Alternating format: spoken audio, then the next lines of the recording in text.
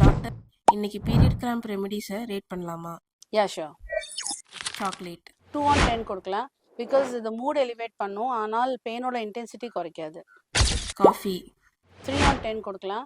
Because again இது alertness improve பண்ணும் ஒழிஞ்சு பெயினை டிக்ரீஸ் பண்ணாது. ஹாட் வாட்டர் 9 on 10 கொடுக்கலாம். பிகாஸ் பெல்விக் ஃப்ளோ மசில்ஸ்லாம் ரிலாக்ஸ் ஆகுது, ஸோ பெயின் இன்டென்சிட்டி கண்டிப்பாக குறையும். பட்டர்ஃப்ளை யோகா 8 on 10 கொடுக்கலாம். பிகாஸ் கண்டினியூஸாக பண்ணிட்டு இருந்தால் பெல்விக் ஃப்ளோரோட மசில்ஸ் எல்லாம் நல்லா ரிலாக்ஸ் ஆகுது, ஸோ பெயினோட இன்டென்சிட்டி குறையும். வார்ம் ட்ரிங்க்ஸ் ஜீரா ஆர் ஜிஞ்சர் டீ 8 on 10 கொடுக்கலாம். பிகாஸ் நேச்சுரல் பெயின் கில்லராக ஆட் பண்ணுது, ப்ளஸ் ப்ளோட்டிங்கும் கம்மியாகும்.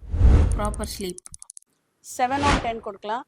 பிகாஸ் ஹார்மோன் இம்பேலன்ஸ் இம்ப்ரூவ் ஆகும் ஆஃப்டர் குட் ஸ்லீப், ஸோ பெயினோட இன்டென்சிட்டியும் குறையும்.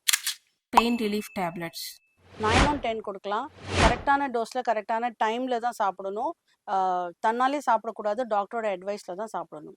Healthy diet and hydration 10 out of 10 கொடுக்கலாம். இதுதான் லாங் டேர்ம் சொல்யூஷன். இப்படி பண்ணால் பீரியட்ஸும் ஸ்மூத்தாக போகும், கிராம்ஸும் ஆட்டோமேட்டிக்கலி கம்மியாயிரும்.